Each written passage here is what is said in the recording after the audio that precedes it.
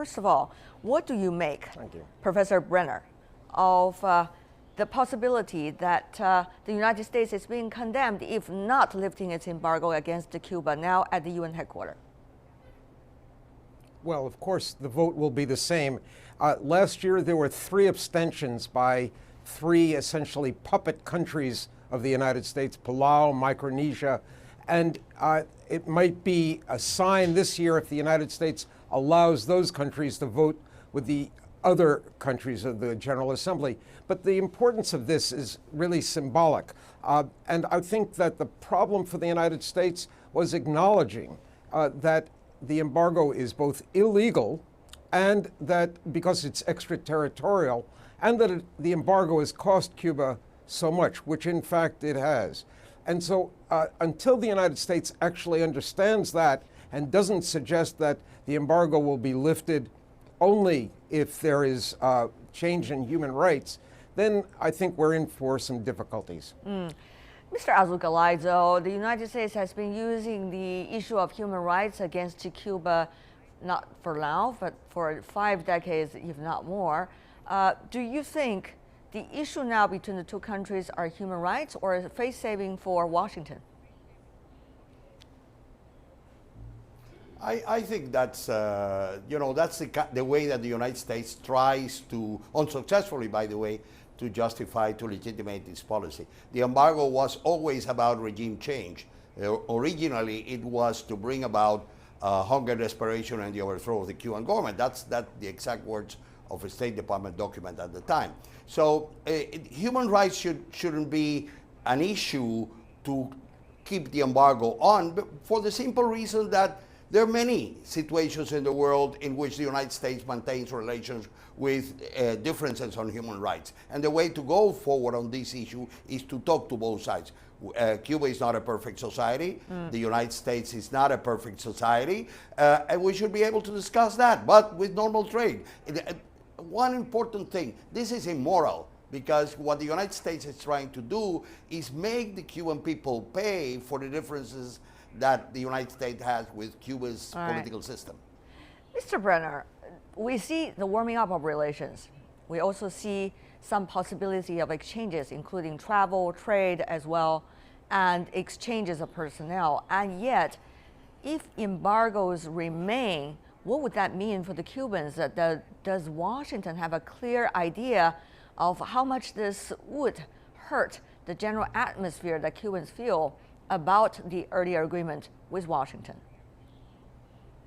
Oh, I think that the Obama administration is aware of the impact of the embargo. And as the president said, he would like to remove the embargo. In fact, in some ways, if the United States voted in favor of this resolution in the UN, it might make it more difficult in the Congress. The reaction by the Republicans, who are very far to the right, they would get their steam up again in terms of trying to oppose any changes.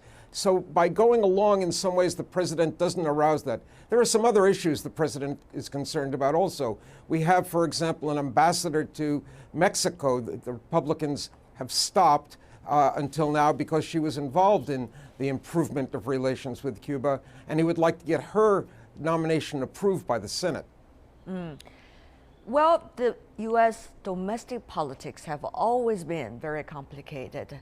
Mr. Alzugaray, do you think the Cuban people should pay for the complication of the U.S. politics as a result, for example, by not having the embargo being lifted? Well, certainly, this is one of the major issues right here. I mean, Cuba is ready to talk to the United States on the basis of mutual respect, on the basis of civilized relationship. That's what President Raul Castro has called for.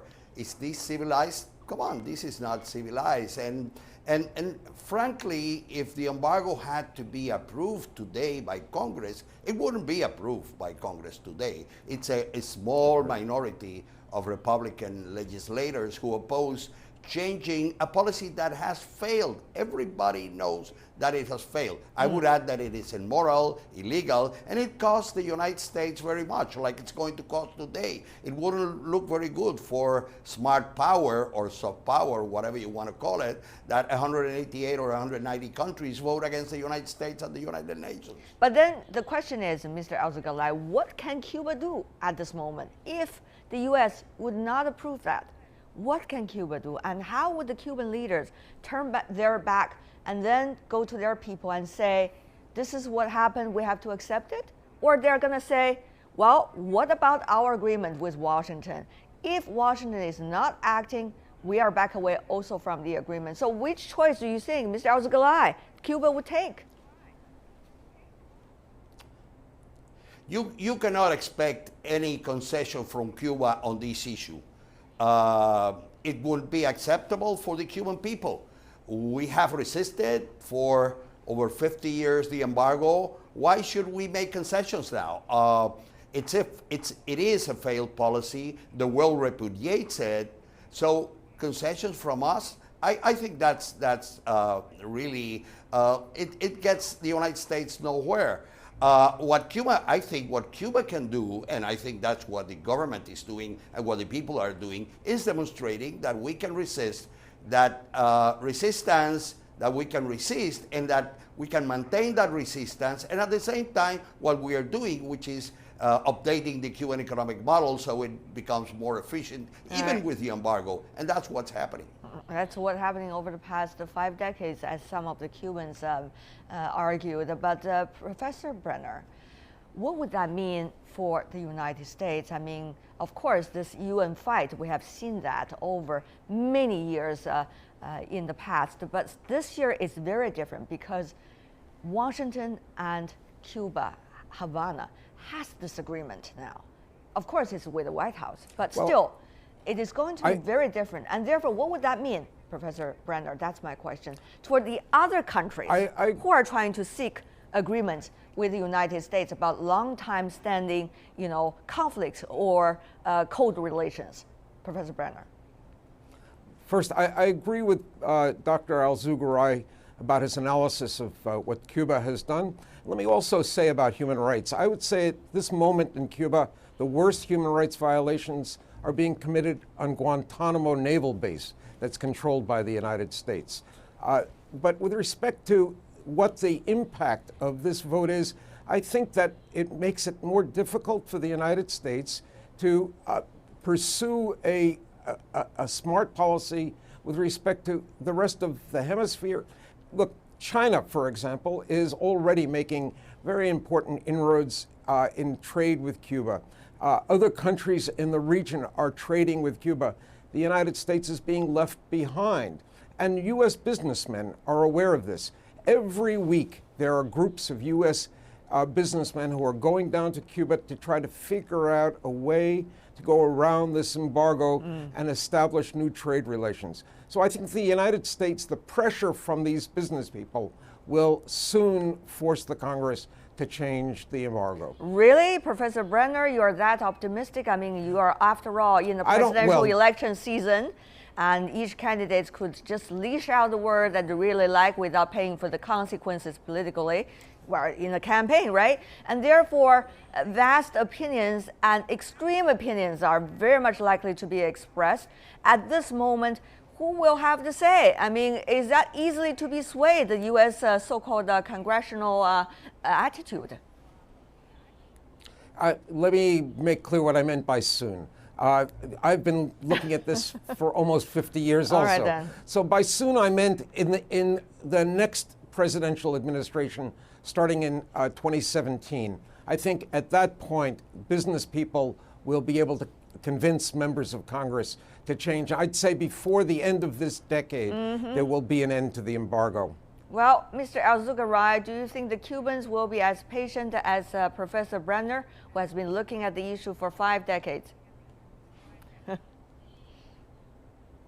Well, we're going to be patient about the United States. You know, in the long run, they have to change. Let me give you an example how the embargo right now, you call it the embargo, I call it the blockade, but let's compromise, illegal economic sanctions.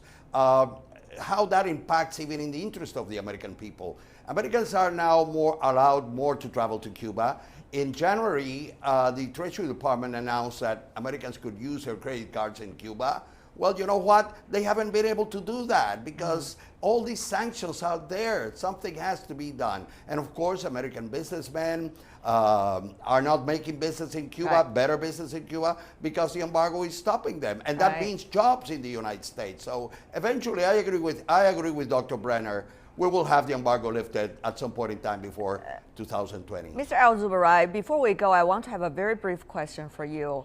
It is estimated from the Cuban side that $833 billion since 1960, since the embargo or blockade was put in place by the United States against Cuba.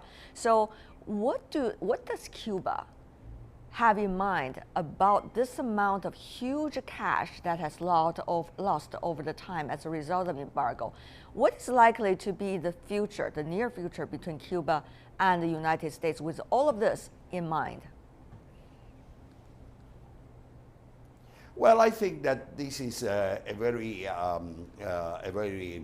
lawful and right decision of the Cuban side to bring up the issue of the damage paid to Cuba, the damage caused to Cuba by the embargo, which has to be paid. Now, the problem is that we accept also, the Cuban government accept that it has to compensate for American properties that were nationalized. And this is a way of evening up the score. Yes, Cuba is ready to negotiate compensation for American properties that were nationalized, but at the same time, Cuba will say, well, you know what? You owe me money too. So let's see how this turns out, how this, right.